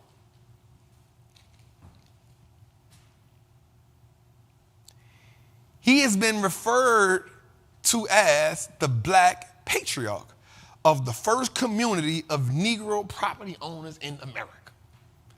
I want you to think about that. Now I'm going to keep it real. Who knew about him?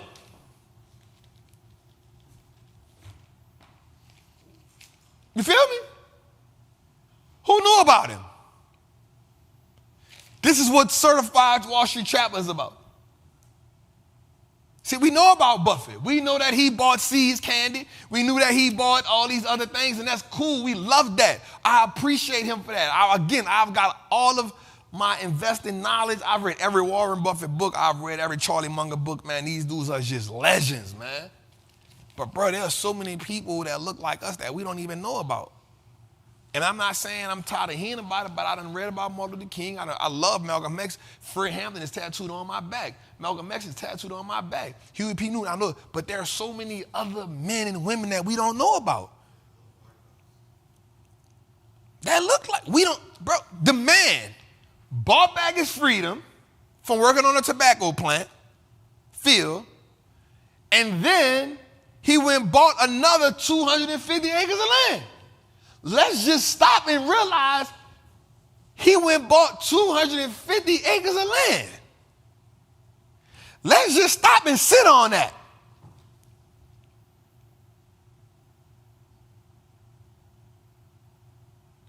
Not only did he do that, but then from the 250 acres of land, he ran his own tobacco farm.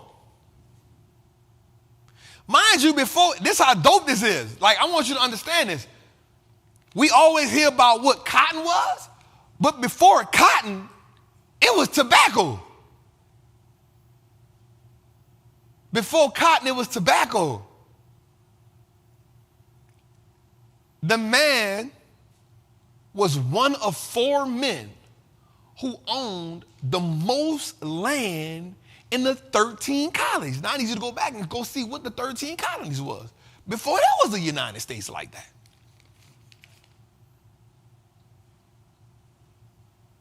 He is considered the patriarch, meaning the big dog of black community Negro property owners in America. Meaning he started it. He's the reason. And I'm going to tell y'all something. Before I go a little further into this, man. Y'all know I own 40 acres of land, man. I'm about to get it. I own 40. We got to go, cuz. You ever seen 40 acres, cuz? You ever seen 40 acres, cuz? You seen 40. Yeah, you from the country. You done seen hundreds of acres. You never walked on 40 acres that's yours, though. Say, bro, I'm going to tell y'all something. Man, I'm going to get on to this next thing, bro, but I'm going to say something that's real. I see why them people ain't want to give us 40 acres of land. Bro, I'm going to keep it real. To give every black man or every black family 40 acres of land and a mule, hey, bro, that's a lot of land, bro. Bro, I stepped on when I walked on my land and I looked, I was like, yo, this is 40 acres. This is a lot of land. Immediately I said, I see why they didn't want to give it to us. You think about it, yo. There were 4 million black people in America at that time. 4 million slaves in America at that time, if I'm not mistaken. Let's say, I don't know, 2 million families, 3 million families, you know, because you got women and children. So you give 3 million black people, 3 million families. Let's say it's just 2 million, we cut it in half. You give 2 million families at that time 40 acres of land, bro. That's a lot of wealth, bruh. Mind you, we already knew how to farm the land. You talking about a whole bunch of people that know how to pick cotton. You talking about a whole bunch of people that know how to pick their own tobacco. You talking about a whole group of people that are now self-sustainable.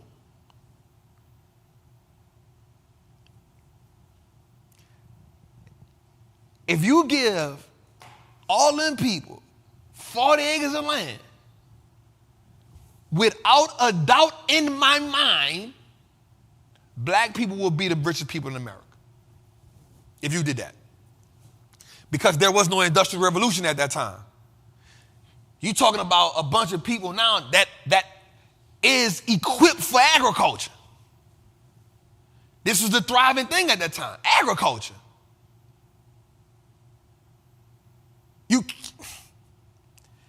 I'm going to keep it real. People going to be mad at me when I say this. Once I saw that, I realized that was a business decision. I said, well, that's a business decision. That was a business decision. That ain't had nothing to do with, this is a business decision. It ain't right. Slavery wasn't right at all. I said, once I stood on my land, I said, damn, this is why they didn't give us 40 acres. This it. This it. That's a business decision. Anyway, let me go, man. Shout out to the king, man. We got to understand people like this. And I'm going to say this before I go, man. Before I get to this last one. Because these subjects, here's what I love to talk about. I'm going to say this before I get on to the next subject, man. I don't feel like we pay homage to our elders enough. I don't feel like honestly, I feel like we ungrateful. I feel like we ungrateful.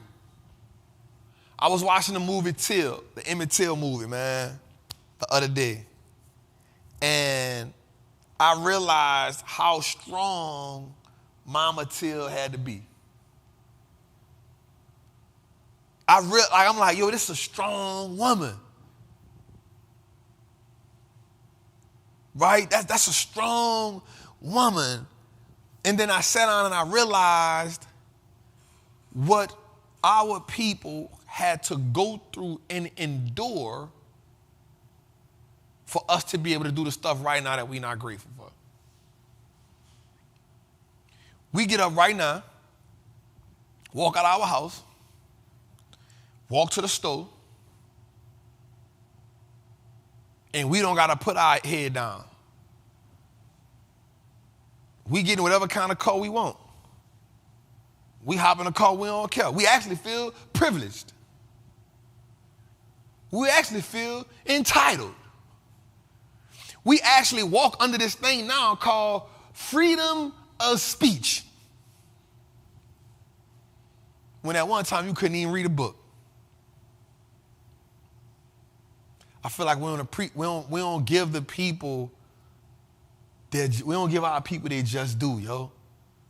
People sacrifice their lives, yo, for me to be able to do this. People sacrifice their lives, yo. And what really made me tune in on it and think on it was, as I'm looking at the Emmett Till movie, I was on Twitter, man, and I went on a rant, which I do sometimes, because I saw that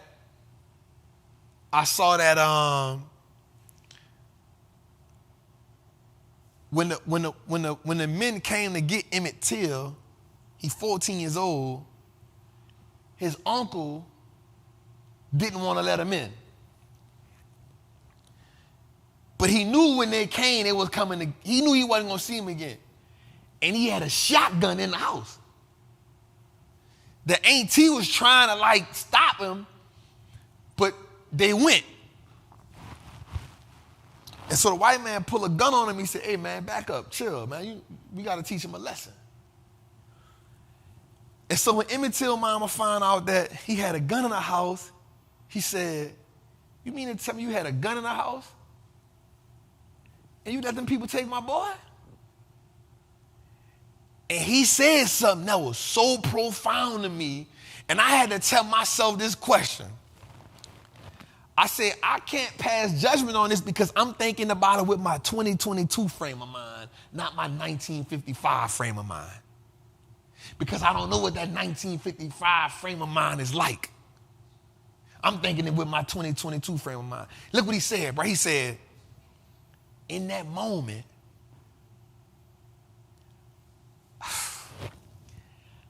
I had to sacrifice him for mine. She said, what? He said, if I would have shot at one of them, every black man in Money, Mississippi will be hanging from a tree.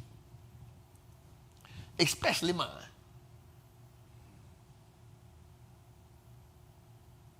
I said, God, that's a hell of a decision. Because in 2022, in my mind, everybody about to get it. My little cousin ain't about to come up out of his house. Bring your people, we about to ride out. But that's 2022. 1955, you just trying to make it. You trying to mind your business. You trying to keep your people safe.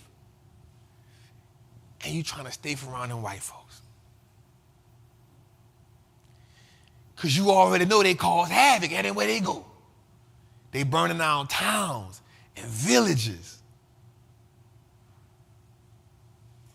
And bro, when I saw that, I said, at first I was furious with him. I'm like, nah, bro, you got the shot in there. You supposed to bang it out. It's 3 of them. Boom, boom, boom. It's easy. But he said, if I shoot them, I got the whole state of Mississippi about to come to my house, man. I said, damn, that's deep. That's deep. And so we don't, as black men, as black women, bro, we don't appreciate what our people truly been through in America for us to do the things we do. And so when we see somebody like this King Anthony Johnson,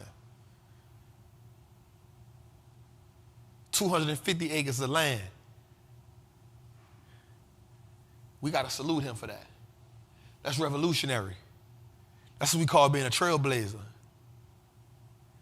That's what we call being a pioneer. Because I want you to think about what he went through as a black man that owned 250 acres of tobacco land. Just imagine the threats that he got. Just imagine that. Imagine what he went through from going from slave to free man to surpassing him. He'd have fought. He might have been the second, but out of 4 people, he was one of the 4 men with the most land in the 13 colonies, bro. Just let that sink in. All right, move on. Tweety, let's go. I don't want to dwell on it too much longer, man. Woo!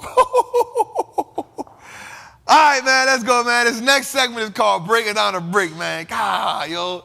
I've been sitting on that for a couple of days, bro. I ain't even gonna lie to you, dog. Because I feel like we ungrateful, man. I feel like we ungrateful, man. And even myself. I'm not gonna lie. When I think about that, even myself, we ain't grateful, man. All right, man, breaking down the brick, man. Y'all know this week, man, we just like to take a company and break it down so you can be aware of it, so you can know what it is, man. Let's go, man. This week, man, we're gonna go with Procter & Gamble, man.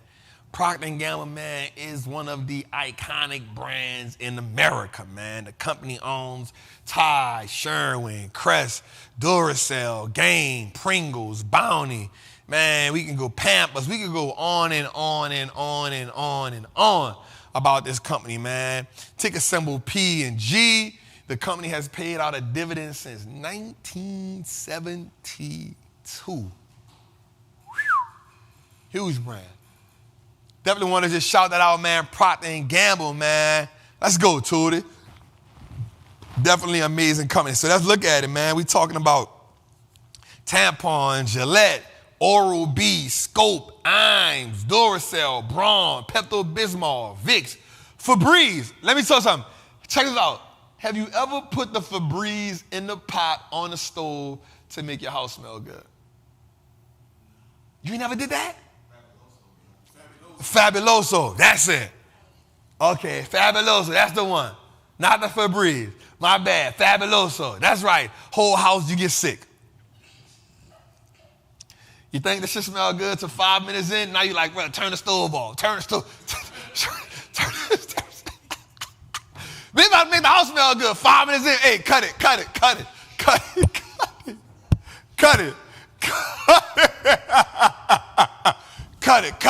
5 minutes in. 5 minutes in. Hey, man, stop bubbling, man. Bubbling on the stove.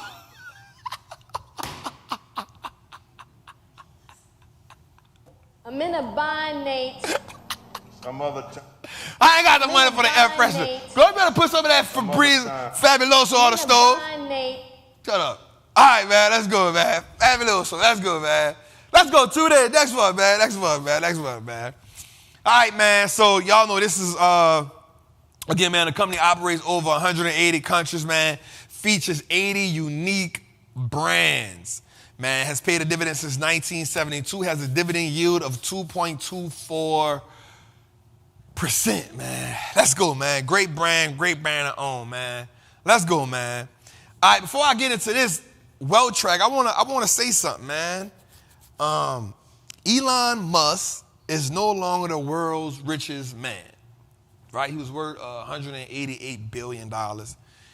He's down to maybe the second or third. But watch this. Bernard Arnault, the guy who owns LVMH, right? Louis Vuitton, Moet, Hennessy. But here's why I brought this up. This isn't even so much about Elon. I brought this up for this reason. Once I did my homework, here's what I realized. Bernard Arnault owns 60% of LVMH Class A shares. But guess what? He owns them in holding companies and trust. He don't own them outright to himself. He owns 60% of LVMH in holding companies, and trusts. So that means even when he passes, he's protected his family and his ownership. That's gangster. Now, this isn't the first time that he became the richest man in the world. He did it during the pandemic. During the pandemic, he became the richest man in the world. Remember, he's not a tech company. He's the only person that's on the list that's not in tech or nothing. He sells luxury goods. Belts, wine, watches, purses, shoes, perfumes, Dior. That's what he sells. 60% of LVMH that he owns, Class A shares, are in holding companies and trusts. I want you to just sit on that for a little while. All right? If you're learning how to build wealth, if you're on your wealth building journey, I want you to start doing your research on holding companies and trust. Even myself, my houses, property, none of it is owned by me. It is in a holding company, and we are structuring the trust right. Now, getting your trust structured right, that's it, bro. Getting your trust structured right is a whole nother animal, but you definitely want to get you a good financial strategist that can help you get those holding companies in place. Even my stocks are now in holding companies, right? So you want to get that 100%. You need that. Get your stuff put in some holding companies, and then you got to get you somebody that can really structure your trust the way you need it to be structured, right? Doing like-kind transfers, all these things are important for you as an investor, as someone who's truly serious about building wealth. Get you somebody that can put you some holding companies together. Let me say this too. I'm about to give y'all some more free game. Jose, all this has got to be a clip right here. If you own a house, your realtor may not tell you this. I had to call one of my homies today and say, bruh, switch this, man. Don't even much do that. If you own a house and you are successful, stop getting the house in your name. Go to a state that has what's called a unanimous LLC. What this allows you to do is it allows you to get your LLC, and when someone look up the LLC, they won't find your name. You take your house and you put your house in the unanimous LLC. So now the unanimous LLC owns your home. So now when somebody look up your house, they ain't gonna find you, they gonna find an LLC, and they not even gonna show your name. Also, when you get your realtor, I'm gonna tell you, if you're on Instagram, right, I'm gonna keep it 100 with you. Stop telling your realtor to post your crib, fam. Don't post my crib. I don't care if you bought $1 million house. Don't clout chase on my crib. Tell your realtor, do not post my crib. Here's why. Because if they go look up the realtor, they can find out who she sold a house to. Once they find out who she sold a house to, they see your name on the list. Boom, they just found out where you live at. Put the LLC, get your unanimous LLC. Delaware is a good state. Get you a unanimous LLC. Put the house in the LLC, and now tell your realtor, don't even put her name on the paperwork. She can do that. He can do that. And if they don't do that, tell them you're going with somebody that can. I'm telling you, not from what I know, but from what I did. It's your boy, the Wall Street Trapper. Let's move on. All right, man, check it. Right here, man, my homie Rose in the building. Right? My homie Rose in the building. Rose! It's my dog, man. He a good dude, man. Rose a fun dude. He has embodied who he is, man. So Rose says something smooth. Y'all know on the world track, man, I like to just find lyrics where people talk about wealth. I like to find that. I like to find lyrics where people talk about wealth. I like to find lyrics where I don't like murder music, man. I don't like murder music. I think murder music is the death of who we are. They got some young kings up in here right now, and I'm glad they up in here listening to this. They've been in here for 2 hours. They like, damn, they done seen a real production go into place, man. How you feel, bro? You feel good? You seen some real production go into place. This is what it takes. Like, this is the pros and cons of producing a show, right? You talking to somebody that been homeless before. You talking about somebody who sold drugs before. You talking to somebody who been shot before. You talking to somebody who went to prison for attempt murder on robbery. So I shot somebody before. I am not a fan of murder music, because murder music shapes so much a part of my life. I want to be an inspiration. I truly am embracing now that I am a role model. So with that, I am embracing that. And so I'm proud that this young king came in here today. I'm so proud of my guy for bringing him today, because he's just seen something phenomenal take place. This is a real live production in a media company that you watched it. And I'm telling you right now, in 10 years, I'm going to be worth $100 million from this. You can be like, damn, he told me that. Remember that. Murder music is killing so many of our young kings. Murder music is killing so many of our young queens. Murder music is anchored to our society. So I like to dig deep and find music or lyrics inside of music, because I know they got to wrap that inside of the candy.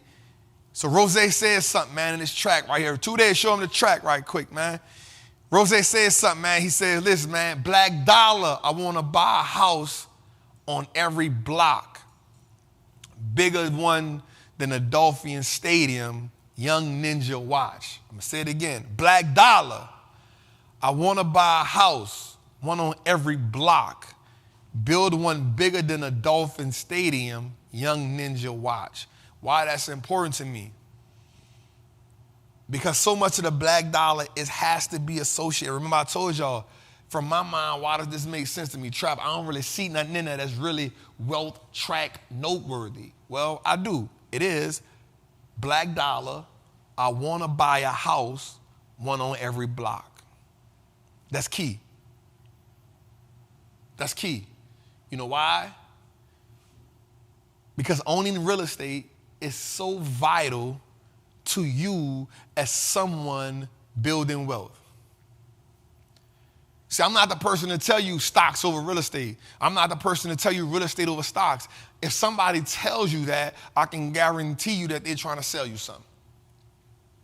I am an advocate for wealth. I prefer stocks, but for me, it's stocks and real estate. It's real estate and agriculture. It's agriculture and it's never one or the other. They all play a role. In order for your dollar to increase in value, and mostly I talk to black and brown people, in order for your dollar to increase in value, you must own real estate. You must own stocks. So when he says, I want to buy one on every block, there's a lot of blocks in America. That's a lot of wealth. It's a lot of leverage. If you rent them out, that's a lot of passive income. It's a lot of tax breaks. It's a lot of equity. It's a lot you can do with owning a house on every block. I advise everybody right now to go look in your area and see where you can buy a plot of land. Don't matter if you're going to build a house on it or not. Just buy a plot of land. They got them for sale all the time. Ownership is the key to building wealth. Real estate is the gateway to tax loops. Shout out to the homie Rose, man. Shout out to the homie Rose, man. This week was the wealth track, man. Man, we had such an amazing week this week, man. This is wise words from the OG, man. This is when we end the show on a good note, man. Grateful. Grateful is a term that is often overlooked. I was listening to something the other day. I was listening to a pastor, and this sermon really touched my heart. And he said something in essence of when Jesus walked on water, most people look at the fact that, Peter walked on water with Jesus. Most people look at the fact that Peter stopped looking at Jesus and looked at the water and he fell. But the pastor said something that was so important. He said it wasn't about the water, it was about the boat. And when he said that, I went into my own mind and I went to thinking. He said Peter was a fisherman. His whole life, he found comfort in the boat. It wasn't nothing in the boat that made him shake. And in the passage before, they say all night they was in the boat and the weather from the storm threw them to and fro. Now, if you're a sailor, being in a storm doesn't frighten you because you found comfort in the boat. And so when the pastor said that it wasn't about the boat, he said the power was in Peter's ability to step off the boat into the storm. And immediately when he said that, I said, that's good. And it made me think about something. How many times in our life have we built comfort in things, in people, in environments that are truly holding us back?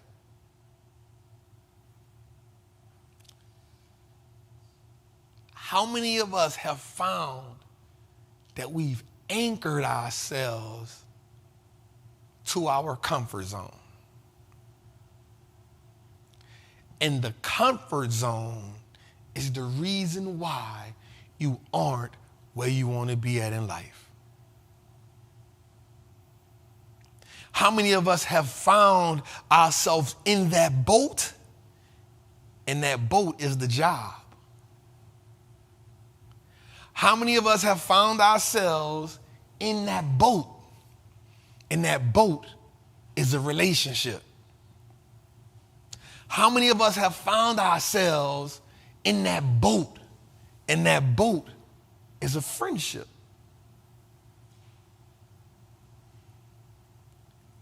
And when we're by ourselves, we know in our heart that in that boat is why we aren't successful. In that boat is why we aren't free. In that boat is why we haven't found peace. In that boat is why we haven't found purpose. So I challenge everybody this year, from now to December 31st, to tear down the boat.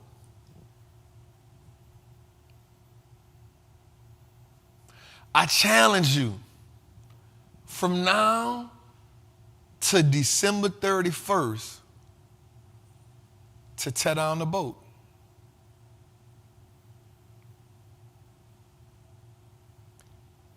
Because a flood is coming. A flood of abundance is coming. A flood of overflow is coming. But watch this. The boat that you're in isn't sustainable for what's coming. So you got to tear down that boat and build a new one.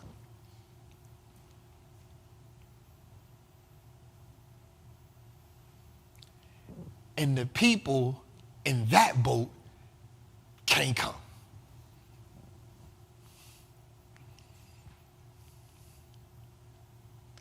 You need new passengers.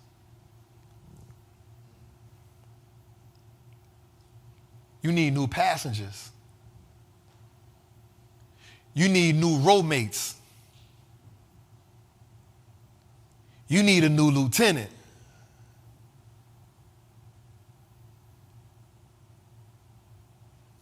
And you got to be cool with telling the people from the old boat that this one ain't for you.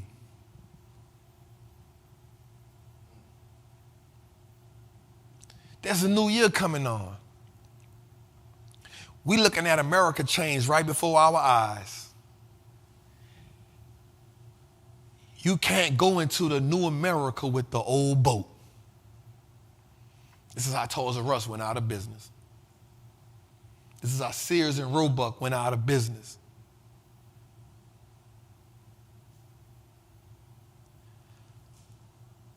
How do you navigate through the storm? Well, you can't navigate it from the sideline. You got to get in it. But that's what you built the boat for. You built the boat to get in it. You ain't build a boat just to show it to your friends. You ain't build a boat just to tell people I got a new boat. You bought the new boat. You built the new boat to put it in a storm. And so I tell you, from now to December 31st, tear down the boat and build you a new one. And this time, them people can't come. Because the worst thing you can do is enter a new storm with the same people you drowned with in the old storm.